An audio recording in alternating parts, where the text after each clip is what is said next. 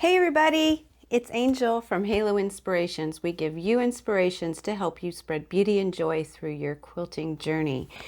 So today's a little different. You know, I've been hearing a lot of buzz lately about how people during this pandemic and their stay-at-homes that they've been losing some of their sojo. And I've heard a lot of ideas on how to win and conquer over that loss of sojo, right? Well, one of the things I was thinking was sometimes it helps if you do a different craft. You know, instead of going into your sewing room to sew, find a different type of craft, whether it's junk journaling or macrame, is that how you say that? Or cross stitching. But I also wanted to share this today because it's an idea that you may want for Christmas. So it's just like a twofer, you know, this is a different craft. There is no sewing involved with this. And it's just an idea of what you could do for Christmas. And we are going to be making these darling little Christmas ornaments. They're no quilt ornaments. This is one that's finished. I have some others, but they don't have and I'll show them to you here in a little bit, but they don't have the tie at the top or the ribbon going around it yet, but you'll see some of these ideas. So what kind of things are you going to need to make this adorable? And I'll take a picture. That would be helpful. I'll take a picture of this and throw it up here. What would you need? Well, you're definitely going to need some pins because like I said, there is no sewing, right? And I will tell you to make one of these, it takes 200 pins, not including the band if you use pins or the loop. So that would require more. However, 200 straight pins, some people like to use even satin pins, but these are just dressmaker pins, basically what they are, very simple. I have a bunch of them because I made a bunch of them, plus there's some other things coming down the line. You'll also need a styrofoam ball, and they're 3 inches in diameter, okay? Again, I think I found, I know I did. I found these on Amazon, very inexpensive, and I actually like it because they have the line that goes around, which I'll show you whenever we get closer also. I use a measuring tape. Okay, y'all know me, my eyes are crooked. I can't measure necessarily. I can't look and say, oh yeah, that looks about, no, it won't work. Tried it, it was an epic fail. So I do use a measuring tape. Then you're going to need some ribbon possibly, okay? And it's best if you use a 7/8 thick. I have found that anything thicker, it is too big, but I do have thicker ribbon, and I did use a thicker ribbon on this one, and I'll show you what I did to manipulate it for the end.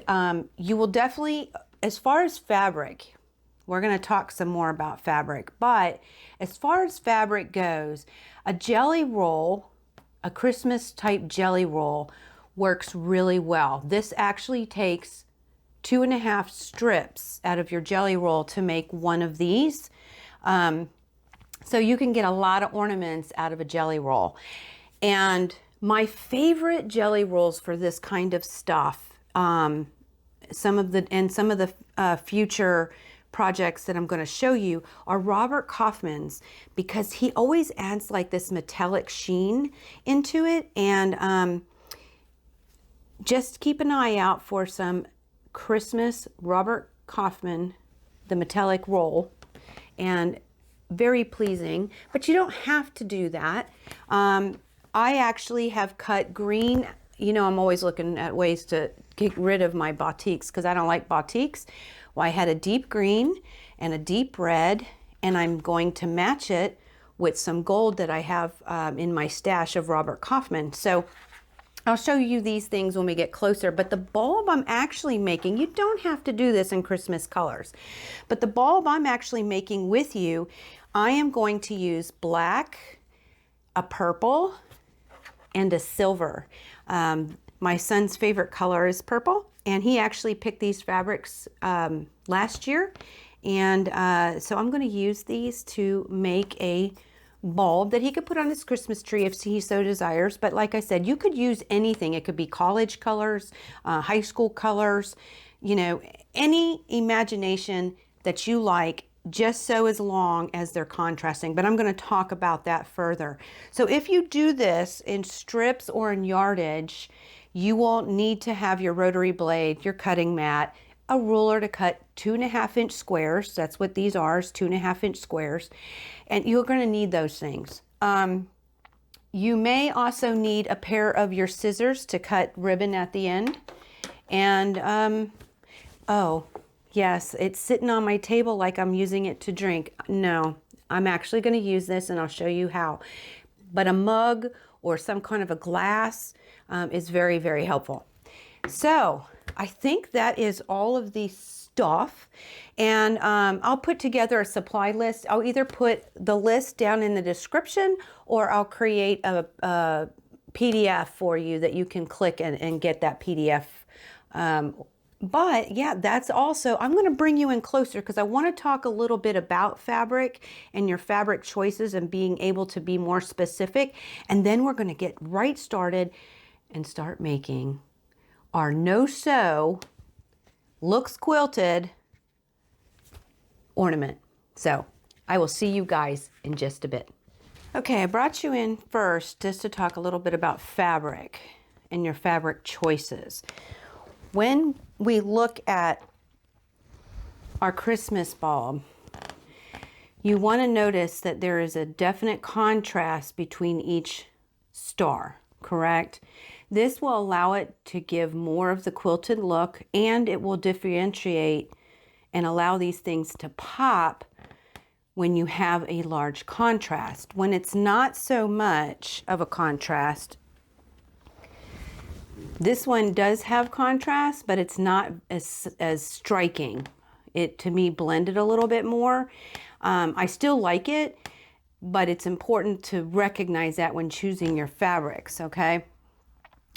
Now, I will also say, when doing that, you want to pay attention to the print. And what I mean by that, so you have, this is one strip, okay, that I cut from. And this square is going to look more gold. This one is going to look silver. And that one will probably look more silver. Actually, I know it will. So you got to pay attention to the print and how big it is and what it will end up being. So this was not the wisest choice, and I'll have to play around with it, and maybe I'll just use these for something else in a different project, because it's darling fabric, absolutely darling. It's got, this is a Robert Kaufman, and there is that beautiful metallic in it. It's just not good for this type of project, okay? So you'll notice that I'm going to do the black, the silver. The silver is also Robert Kaufman. I don't remember where we got this, but you know, you can line them up next to each other and really see whether or not and how you're going to want to design your fabric.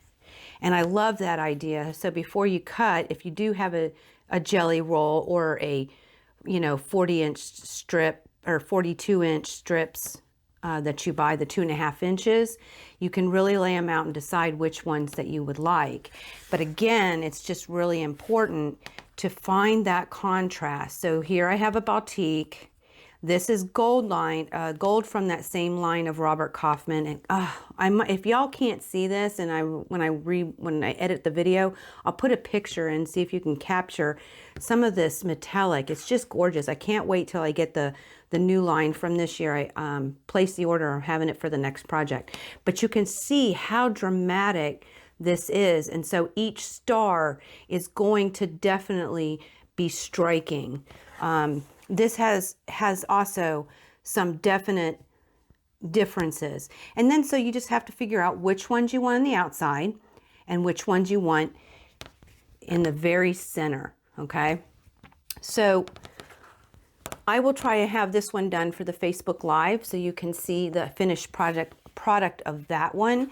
For this one, I think the first one I'm going to do, I'm going to make Oh, it's hard. I'm going to do it both ways, obviously, but I think for the first one, I'm going to do black as the center, purple on the outside, silver in the middle, okay? Now, it's important to decide that because whenever you go to make these, you'll want, for the center, on both sides of the center, you'll need 8 of that color. So you need 8 of the center one, and the other 2 layers, you'll need 16 total. So I have 8 blacks, 16 silvers, and 16 purple. So that's why it's really, really important to decide which one in which direction, you know, which layer you want to be which, because the center is just 8, the other 2 are 16, which is a total of 40. Now I did mention earlier when I talked about doing this that you could possibly use mini charms because they're already cut 2.5-inch strips. The only thing you'll have to pay attention to is some of them, they have a different, you know, every piece is not necessarily going to give you 8 of one color and 16 of 2 other colors. So you really got to pay attention to that, what that kit is including, or maybe you have 3 different charm packs of even solids, because you could do a red, white, and blue, for instance. That would be very striking, very pretty. I will have to do one of those because my Christmas tree is red, white, and blue. I think that'd be absolutely gorgeous. So again, the mini charms are cool because you wouldn't have to cut your strips down, but you just have to pay attention to what comes in the pack. The other thing I was thinking as far as this goes is, as far as scraps go, if you were going to use one of these as a gift, but you have made a quilt for somebody for a gift, and it doesn't have to be Christmas, but if you have leftover from that, you know, we're always looking for a little something to give, you know, to decorate the bag or to decorate the box. You could definitely make an ornament utilizing the leftovers or your scraps from that quilt and make a matching ornament for them to have. I thought that would be really, really cool. So there's a way that you can use some of your scraps. And I am, just even with these, this is scrap, and I love the red and blue and the gold with it. So definitely can go through and see if you like something, but you'll need 16 2.5-inch squares of the outside 2 layer, or the middle layer and the outside layer, and 8 2.5-inch squares for the center. So I'm going to get this rearranged. I'm going to grab my ball and my supplies. I have everything pre-cut. So we are ready to rock and roll, and we're going to get started, and I'm going to show you how to make one of these. Lots of fun. See you in a bit. Okay, so I've got all my supplies here. I've got my fabric going. I've got pins ready. I've got my ball, and look, I've got my mug. And that is just simply to help me hold this, okay, while I work, so it doesn't roll all over the place and, you know, I'm chasing this ball because it is a circle. And as you add stuff, it creates weight and it just wants to go away from you. So this just makes it really easy to manipulate and to keep it where it needs to be. So remember, I'm starting with black in my center. So we're going to start with that. And you're going to do this with every single piece. Okay. You're going to first you are first going to find the center of this, and we very easily do that. Now I keep the right side facing up. I fold it in half. Okay. And give it a finger press. And I fold it in half again. So you're making a little tiny square here, and give it another finger press. And what's really important is that you give it a good finger press right there in the center on that point. So when you open it up, you have a couple of lines, and I've got some bling. Gotta love quilting bling. So now you have those 2 lines, and where they intersect should be the middle of your 2.5-inch square. Right side facing down, wrong side facing up. Take your pin, go through that center where those 2 lines meet, okay? Make sure I'm centered. Looks pretty good. Okay. Then you're going to grab your ball. Now this ball has that line where the 2 balls were put together, and so I'm going to, really nice, going to use that as my guide, okay?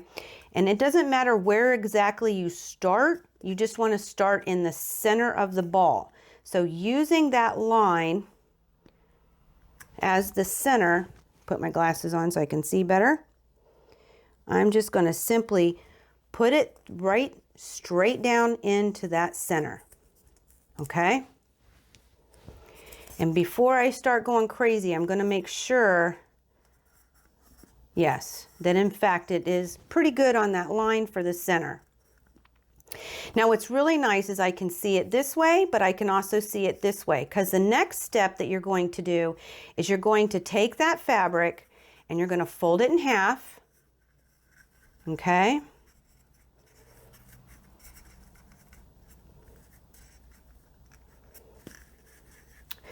And then you're going to take one of the corners and you're going to fold it down the middle, utilizing this line on the ball and the line that the fabric is making, trying to keep it as straight as possible. Okay? Then you take a pin and you're going to put it in the corner where it meets in the middle. And actually it doesn't look quite straight to me, so I'm going to pull it out. It's always, if you're going to make adjustments, it's fine. It's beauty of this. However, you're going to have to do it as you go, because as we add layers, it'll be too late. So then you want to take it and you want to put a pin over here. Okay. Then we're going to do the same thing to the other side. You're going to take that corner, come down nice and straight,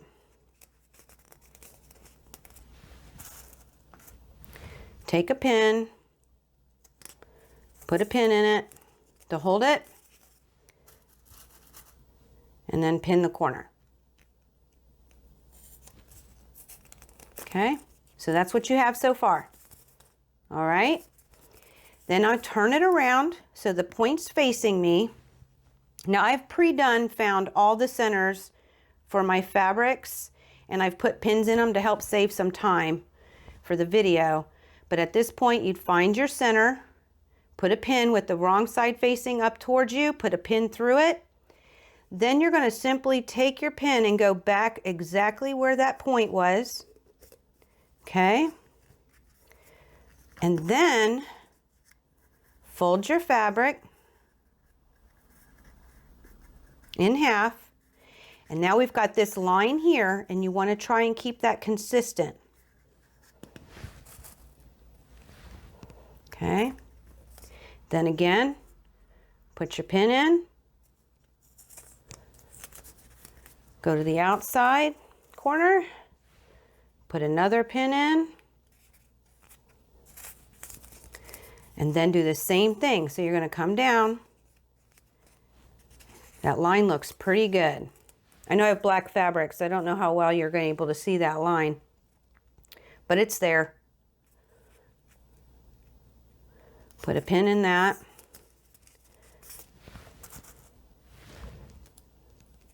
And put a pin in this corner. Now notice I went straight across, okay? And the next one we're going to do is on this side. I would not recommend that you go all the way around. Like, don't start here, then go here, then go here, because by the time you get to the fourth one, you might have it all wonky. And so to help keep it balanced and straight, you want to really try and go one and then across. Now we're going to go to one side and go across again. And you'll want to do this through the entire ball, always working from opposite sides first, okay? So we are going to, it kind of looks like a bow tie. We're going to turn it. This one doesn't have a pin, but I already do have my center. So then again, you're going to stick this pin right in that center. Okay, right, wrong side facing up.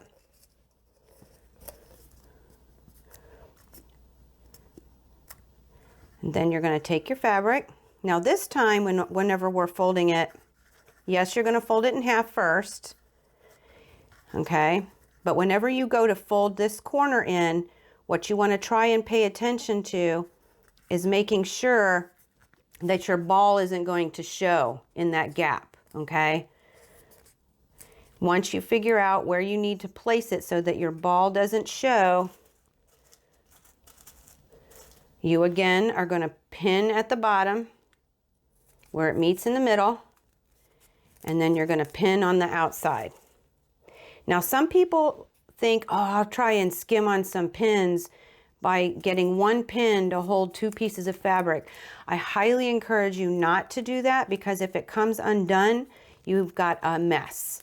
And it'll be hard to go back and fix if it's like early on and it's really embedded. Plus, if you've already got all your ribbon on, it's just a mess. So I would encourage you, don't try to do that. It'll just make it worse. So, and then again, we do the other side. And of course, like I said, you want to make sure that whenever you're filling that gap, so if I did it like so, you could see that that ball is showing. Okay, well, we don't want that. So you want to make sure that you are finding a place when you fold it down that it is not going to show. Then take your pin, pin it where it meets, and pin in the corner.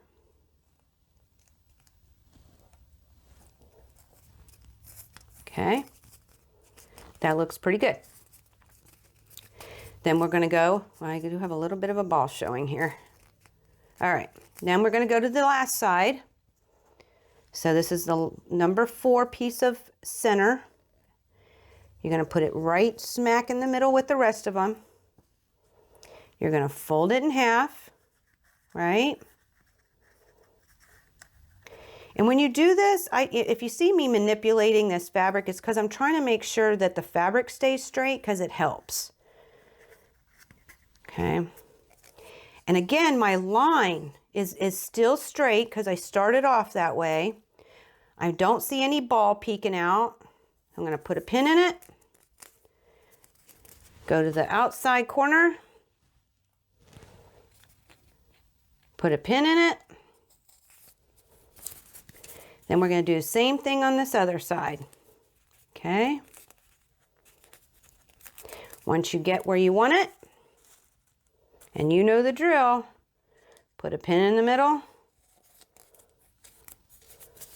and a pin on the outside. Okay, so that is our first layer, and that's basically what it is that we're looking at. Okay, so now we're going to go ahead and start the next layer. So I like to start, you know, with the side where the line is. All you're trying to do now, see right now I'm seeing that my line doesn't look all the way straight, but this line is straight. So what I'm going to do is I'm going to grab my the middle color, okay? So we've done the first color, which is the center. So we've done this is the black. Now we're going to what would be the green. And this is where I use a tape measure. You don't have to, okay? It's not necessary, especially if you're really good at eyeballing. I am not good at eyeballing. Plain and simple, I like my tape measure, but if you can eyeball it, it doesn't have to be exact. It just has to be about, and what you're looking for is about a ½ inch. So I put my 0 mark on the center, okay? I allow this to go down, fall, and my half inch mark is right about there. And you're going to take, of course, you're going to find your center, right? Put your pin through with the wrong side facing towards you. Take that pin and put it about a ½ inch. Now, like I said, it's not that important that it's exactly ½ inch. I try to do it with eyeballing, and it was an epic fail. So when you put your needle in, you want to put it in that line, okay, that you have created. So you get it down in there. Wrong side is facing up still, and you're going to do the exact same thing, guys. You're going to fold it in half. Now we have this line now to watch, right? So what you're going to want to do, get your fabric folded in half, and like I said, I like to keep my fabric straight. Then you're going to fold down, making sure that this line is staying straight, okay? Once you, and mine looks, that looks pretty good. My line, it looks straight. It's continuously keeping in the same line. And you're going to do the same thing. You're going to put a pin in the center and a pin on the outside. And then you're going to do the exact same thing. Okay? Keeping that line nice and straight. Fold it again in half. Put a pin in the center. Put a pin on the outside. Okay? Whoops, bent that needle or that pin. Then, like I said, like we've worked this way, now we're going to go across and try to keep that symmetry going. And actually, guys, remember how I said if you're going to adjust as you go. My line actually is not straight. So I'm going to reposition this. Keeping that, it's important that that line, as best as you can, stays nice and straight. So I'm glad this happened, because if I would have waited, number one, I would have had a wonkiness of a you know, a star, and then of course the entire project would be come off a little bit. But if I had already put all the layers on and noticed it, you can't go back and fix it. I mean, it's done. So this is a real nice thing that it happens, because, you know, you want to adjust as you go. If you see something that ain't right, go ahead and make your adjustments.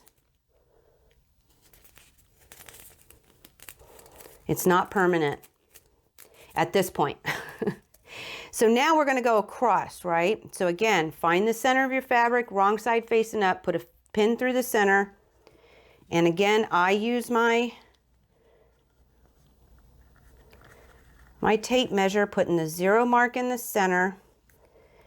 I'm going to put 1/2 inch down. So if it's about a 1/2 inch, it doesn't have to be exact, but whatever distance you pick, you're going to have to keep that consistent. That's the important thing, okay? Then you push it through right on that line. And again, I have this nice straight line to work with. I want to keep it consistent and keep it going. So I'm going to fold my fabric in half here.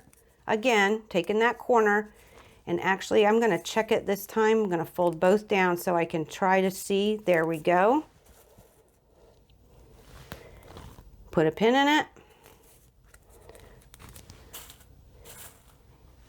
Get your next one. Put a pin in it. And then do the same thing on the other side. Okay. Put a pin in that one. And a pin in that last corner. Okay. Then you're going to do the same thing on the left and right. So I'm going to do that off camera. When I come back, I'll have all 4 on, and then I'll show you the next step. Okay, so got all 4 going. Now I'm going to show you the next step. We're still working with this color, so I'm still going to work with the silver. You're finding your middles, putting your needle through with the wrong side, and again,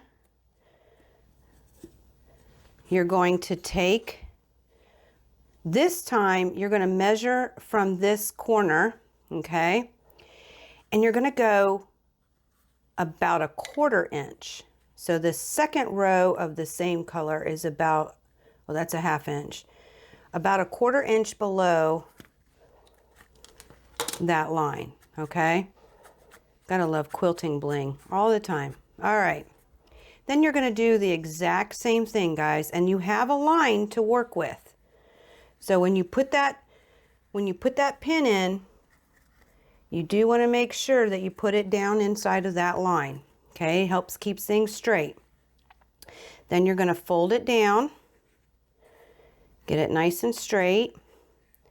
And this time I'm going to check to be sure that my line is straight before I pin. Okay. And I like it. So guess what? We do the same thing. Put a pin Well, it won't go in because there's a pin there. There we go. Whew, I don't know why this one's having so much trouble. It happens. You're going to put a pin in that side and a pin on the outside, just like we've been doing. You're going to fold this down, making sure that that line is staying straight. And I'm actually going to move the other side, but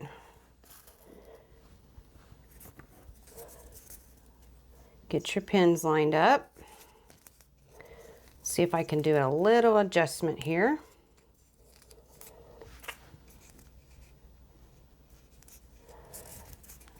Okay. Repin it.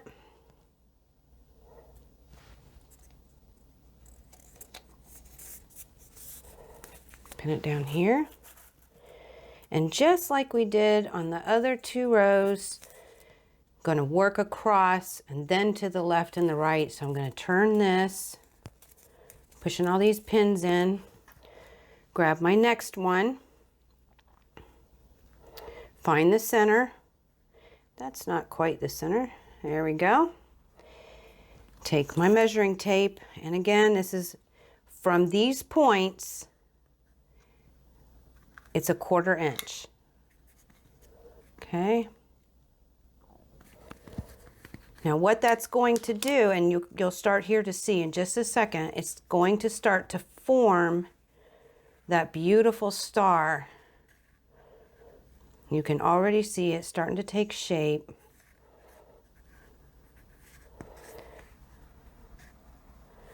There we go. Put a pin in it. Whoop, bent that one. See that? Ooh, this one's like a different color too. Okay, we're gonna pull that one out and throw it away. There we go.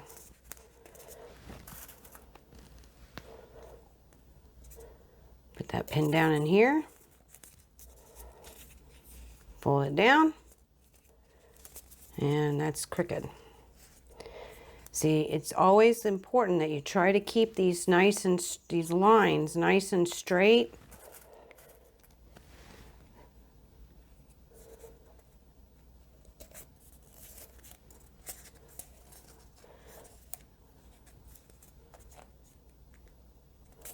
Okay.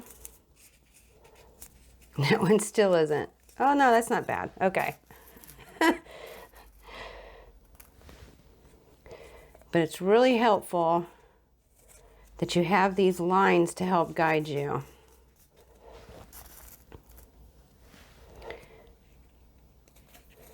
Okay. See how you're starting to see how that star is starting to form. So the next thing I'm going to do is I'm going to go ahead and I'm going to do this side, then this side. I'm going to do that off camera, and then I'm going to show you the next step. And now you can see we have created that beautiful star, right? And I'm loving this. So now let's just do a small recap. We had the first layer, which is black. Then we had the second layer of silver. And then the third layer, which is sitting on top of silver. So we've done 1 of the black and 2 of the silver. Now we're going to change colors, and we always want to go to the underlying layer. So we're going to go back to layer 2. Okay. I'm going to make this nice and straight for myself. And we're going to start this second color. So again, find your center, right? Put your pin through the wrong side. And then it's going to be a 1/2 inch from this point. Okay. So about a 1/2 inch. And you're going to want to put it in the line. And we're going to do the same thing. And then fold it down. Let me pull this up here. Making sure that this line is nice and straight. I mean, it's all repetitive. It's not hard. It looks gorgeous. and it looks harder than it is. And I wanted to do it this way because I knew I wouldn't be straight. I really should start with the left side, right guys? So let's try this one. There we go. We want that line nice and straight. So I'm going to put a pin over here. I'm going to put a pin in the other middle where the line meets. And then we're going to put a pin out here.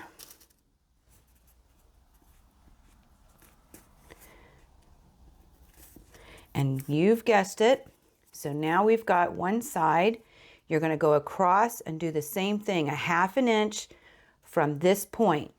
Then you're going to do 1/2 inch from this point and 1/2 inch from this point. And then we'll come right back. So go ahead and get that done and I'll show you the next step. I'm really liking this color combination. I think it looks very whimsical. So we've got these 4 sides done of the 1, 2, 3, 4th layer. So we're going to go to the 5th layer, which is the same as the 3rd layer, okay? And it's really important that you continuously build one layer on top of the next and not just go to the layer that was on the outside, okay? We're building layers to give that quilted effect. So this is the last layer for this side, okay? So we did 1/4 inch from this. You know, we went, when we talked about from the 3rd down, you know, we measured from the 2nd layer and we did 1/4 inch from this point. Well, these points are a little far, but because we've already determined the 1/4 inch between these two, and so there's that dip, we can use this point. And you're going to take your square that you have, and you're going to go down 1/2 inch,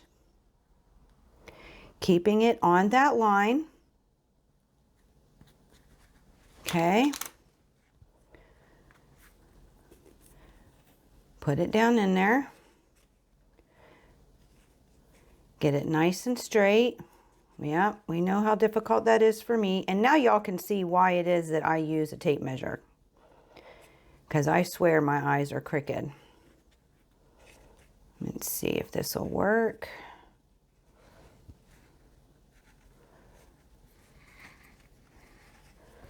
Keeping this line nice and straight.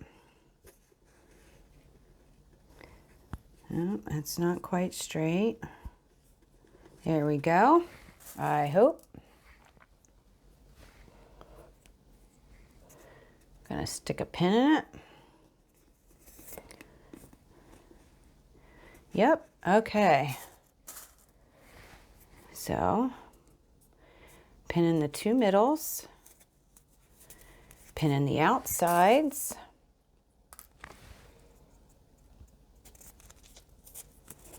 pin the outside of this one,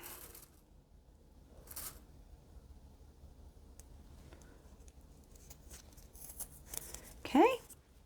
And again, you're going to go across and do this one 1/2 inch from this point down. Then you're going to do this one 1/2 inch from that point down. Then you'll do this one 1/2 inch from this point down. Then this side of the ball will be finished.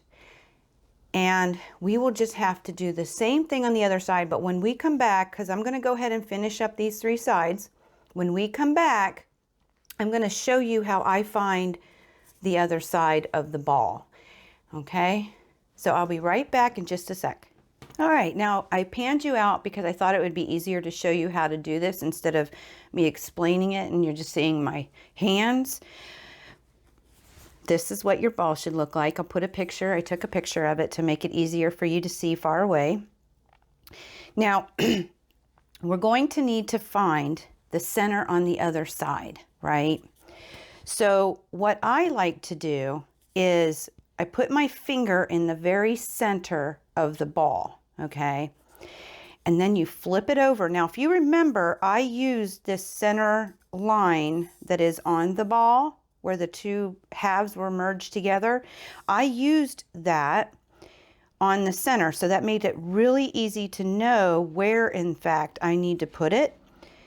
But then what I like to do is I like to stand over top of it and look at the edge to see where in fact my center would be. Once I think I have found it, I take a pin and I put it right where I want it to go. Okay? That way I know I'm good. Okay? And I won't forget. Then I put it back in my cup. I grab the black fabric, because remember, that's my center. So I take my center and I take my pin out, and it's nice because it's styrofoam, it leaves a hole for you. And I simply just stick it back in the center here. And I start this whole process over. You're going to do the exact same thing that you did on the first half on this back side. From the first layer all the way out to the 5th.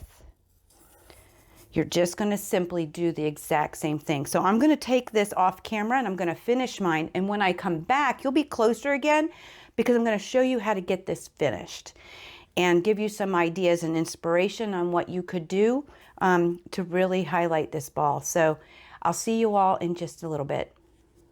Okay, so I finished the ball, got it all pretty, but I wanted to show you something. So if you'll notice, I have a nice gap here. Now that's probably because of the way that I measured from the second time I did it. But you know what? Just like quilts, sometimes we're just not perfect. Sometimes you get it nailed, right? And sometimes you don't. And I just want y'all to be aware that stuff happens, okay? And it'll be okay. It truly will, unless it's so bad that you can't get it covered. Okay, that would be problematic, but I'm absolutely sure I can get this covered, so it's going to be okay. It still looks absolutely beautiful. So we're going to now figure out how we're actually going to cover and finish off our Christmas bulb. The first idea that I wanted to show you, I have a 2.5 inch strip here. I'm not going to use this, but I wanted to show you, I basically folded and ironed in the 2 edges about the width that I would like so that the raw edges weren't exposed. Then you would just simply take it, put some pins in it, and wrap it all the way around so that it covered all of your pins. You'd cut a little past it so you can fold under the end and pin it down. And it really is darling if you do decide to use some scrap fabrics that match. I actually wanted to use ribbon. Now I want to talk a little bit about ribbon. I love this shiny silver. I think it looks really cool with this particular Christmas bulb. But the best size is, and I've said this in the beginning, it's 7/8. It really does give you a real nice finish, not too wide, but wide enough to cover your pins, right? Let me show you how I learned what not to do. This is bigger. This does not work. It doesn't look right in my mind. Now you might like it and that's fine, but I did not. So I might end up taking something and using another ribbon to help with it or make it prettier. I haven't decided yet what I'm going to do, but it's not 7/8. And to be honest with you, the gold on this one wasn't 7/8 either. It was wider, but I did the same thing with that I talked about doing with the fabric, and I folded both edges in to the length that I liked and wrapped it around. Okay, so you can use wider ribbon just and adjust the size to your liking, just in making sure that your 2 edges are not raw. Okay, So what are we going to do here? I'm actually going to take a few pins so that I can get it nice and anchored where it'll stay. And I'm probably going to use 4. Now this is where more pins would come in. You can hot glue this, guys. That would work too, but let me tell you a little secret. In my house, there are 2 things that I'm not allowed to use. One of them are knives. I'm not allowed to use knives. And the other one is a hot glue gun. So, and maybe you don't have a hot glue gun.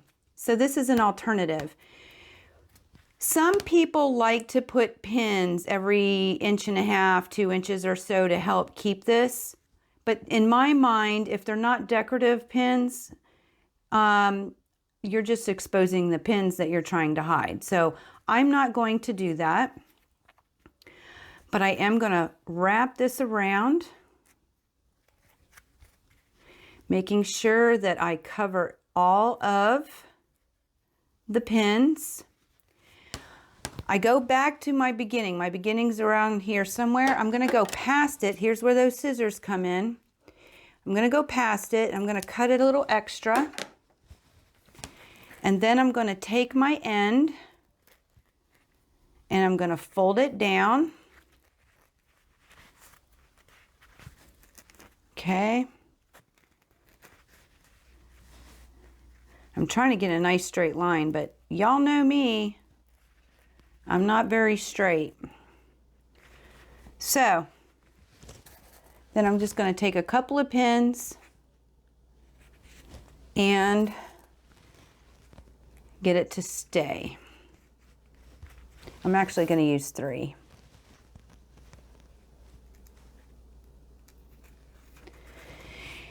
And I'm glad I did it here because this is about the area that I want this to hang, okay? Oh, look, see, I'm not straight. Remember how we talked about having straight lines? That's why I'm off. These are pretty okay, but you can see I'm a little bit off here. So that's why I ended up, that one's real nice, not being straight. So I'm going to use that one. Okay. So now, actually I'm not, because what we're going to do is we're going to make a loop. And you have a couple of choices here. Also, you can use ribbon. You can use a different ribbon. What would be really cool for this, I think, I was thinking about it. If I had purple shiny ribbon, that would be really cool. If I had black ribbon, that would be really cool. Yeah, you can see how some of these are straight. That's interesting. Okay, never noticed it before. So, or you can, and so I could use that extra color ribbon to actually give this some nice contrast, and then, you know, or I could use a black ribbon for the loop. I don't have black or purple, so that's why I'm just using the same. You can also use cording. Now, I was thinking about it. If in fact you didn't have a hot glue gun, but you had, they're called horseshoe pins. They kind of look like a blocked U. Those may actually work really well to hold your cording in if you decide to use some cording for your loop, right? And then you would just crisscross them and put your horseshoe pin in between. And I'm sure you could probably make horseshoe pins out of pins by bending them, but I don't want this as my loop this time. And if I did, I'm going to have my husband hot glue it for me, which we'll talk about here in a second. The other thing I was thinking, I know this is a no-sew project, but we are all, by this time, really good at making our bands for, you know, your masks, your ties. You could make a tie and simply tie a knot and then use that as your loop. I thought that would be darling. I'm actually going to do that on one of mine. This one, I think. I'm actually going to do it on this one. After, I'm going to use green and I'm going to put this little tie on. And then to hide the pins, then I'm going to put like a button. I think that would just be absolutely darling with a little button to hide all the pins for myself. I thought that would be cute. Okay, so there's another idea. So, but all you're basically going to do is figure out how big you want your loop, okay? Cut it a little bigger, and to make it really easy, all you would have to do is tie a knot at the top or a bow, okay?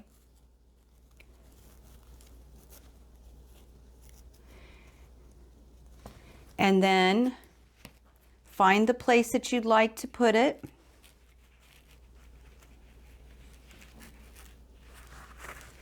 And again, you want to make sure if you pin this, I would do it a lot. And you don't want to put too big of an area, because if you're not using pearlized pins or some decorative pins and you want to hide these, another idea is to take some foliage like some holly leaves or some holly, what are those things called? Berries, you know, a little set of berries, and you could pin that on there. But then you just simply would have your ribbon. I mean, it's so cute. It's so cute. You could also do this the opposite direction and pin the two ends down inside also. So there are various ways to do this. And of course, if you're hot gluing, you know, you could just simply, let me pull this out, because I probably will have my husband do some hot gluing. We'll see. I'm okay with the ribbon like this. That works out really well. So, and actually, so on this one, I actually did some yellow pins also. I don't have any pearlized. They're on order when they get here. I'll probably switch these out to gold pearlized. It'll blend really nicely.